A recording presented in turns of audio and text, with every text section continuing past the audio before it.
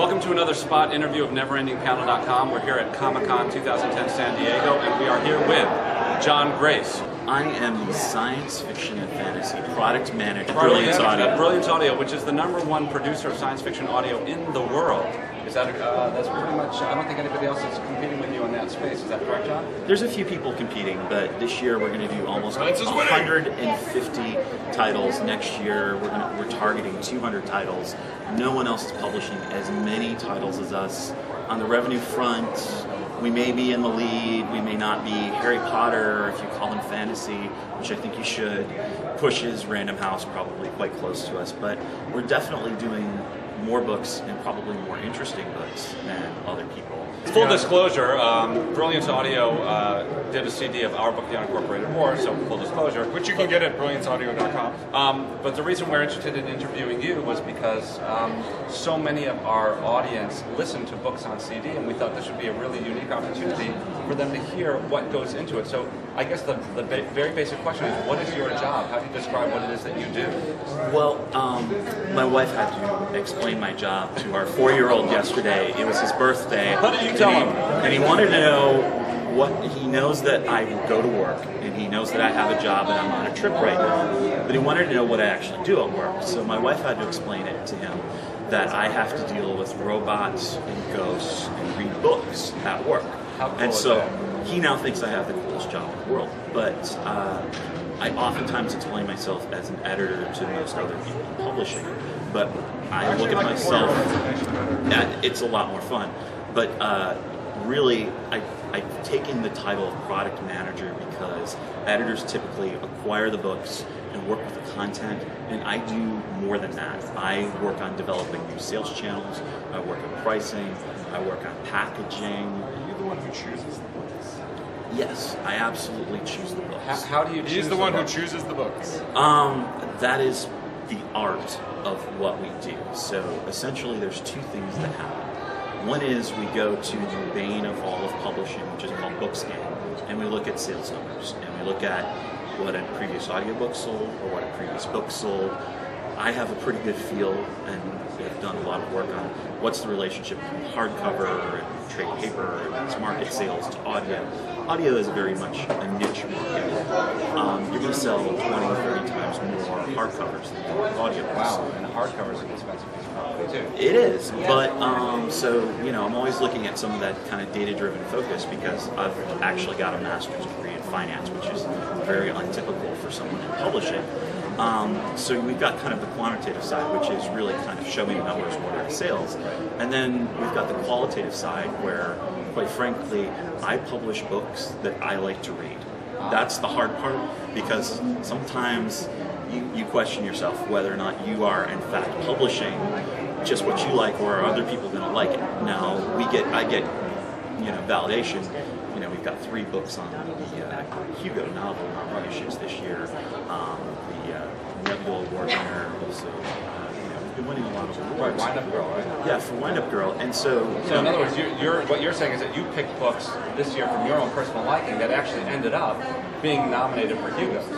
Yes. That wasn't you just getting on the Hugo bandwagon. That was just being pressured. I got there before. You got there before. We definitely got there before, and I should mention Kat Valente's The Girl Who Circumvented Fairyland and Ship of Her Own Making, who won the Norton Award. I mean, we got on board that book before it had a print contract. We were really early on that. It's won critical acclaim. I'm really happy. So obviously I look for books that I like, but I do also publish some books that I may not personally love, but when I read it, I understand there's a certain reader out there that really, really likes that particular book. I'm maybe not the biggest personal epic fantasy guy. I don't have time to read epic fantasy. But I know what epic fantasy readers like, and when I run into that, I go, yes, we want to be doing that. Do you have to keep a special distinction in your mind between a book that you think is good to read and a book that is good to listen to? Have you ever rejected something because you thought this is a great book to read, but it ain't going to be a great book to listen to? We have rejected some books because of the read-listen. There was a book, read-listen. It's called kind of read-listen barrier. I know. That's cool. There's the read-listen barrier. Viz Media, Hakusori, they have a line of Japanese science fiction in translation to English, and one of the books I was looking at it had HTML code inside of it, and it was part of the book.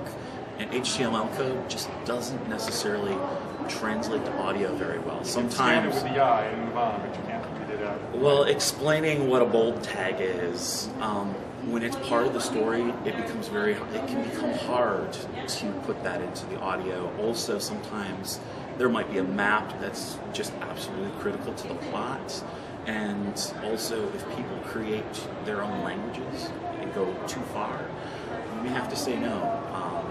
There are some things that the human throat cannot pronounce. I'm thinking of a particular webcomic. There are just some things you're like, I have no idea how we're going to be able to do this. I So understand. we might pass on it. I also understand you do groupings of books, not just, there are different business models for book to CD. Some, like you had said, you're simultaneous, or you try to be simultaneous, but there are groupings that you were talking about? Well, we work in kind of two modes. We've got what are called frontless publishing, which is where we're going to put out our audiobook day and date, the same day that that book comes out in hardcover, trade paper, mass market. The day the book comes out is the day that our audiobook is going to come out. And there's a very good reason.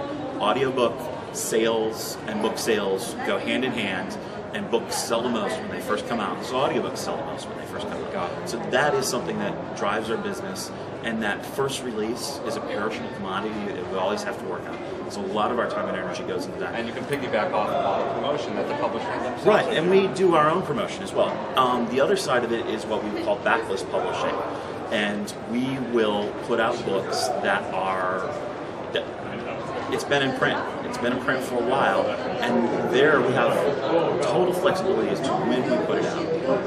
But what we do sometimes try and do is put out baskets or groupings of titles where that happens. So, for instance, this August, we're putting out 6 different past Hugo Award-winning books. One of them is Lord of Light by Roger Slazen. And so we're saying, okay, the Hugos are coming up. I think people will naturally be interested in the Hugos a little bit. So we've got 6 former Hugo Award winners. We've also got 3 books that are nominated for the novel this year, which I was just absolutely floored. 2 of the other 3 I was trying to buy from the publishers and I simply couldn't even get. And I'm going to consider myself lucky this year. That goes. Because we only have about a minute left, I know, Eitan, you had a question that you wanted to ask. You have a John. question? I think a lot of people might be interested in this one. So, for you audience, I think the CD is dead. I mean, it's not dead immediately, but it's zombie technology. There's so many ways to extract the audio. Do you have a plan for the death of the CD, or at least A plan for the death of the or at CD. least the massively increasing the relevance of the CD for people listening on iPods? Well, that's an interesting question, and one that I actually deal with quite a bit. I'm going to say the CD is not dead. Audiobooks, for the entire 25-year history of Brilliance Audio, the technology format that is in the dashboard of your car is what drives most people to what they're doing. Literally. So right now, you really would have a lot of trouble finding a car that does not have a CD player in that dashboard. So that really drives a lot of what's going on. Now, we're members of the Consumer Electronics Association. We watch what goes on in automotive technology. Coming up next is probably USB drives. We've looked through all the technology. We're ready for that. The market's not ready yet. So when every car comes with a USB iPod plug-in, then you got to We're done. We've taken care of that. John, I think Grace, that's all we got time for. thank you very much for being on theirbrandingpanel.com. We really appreciate you coming on. Thank you. I appreciate talking with you guys.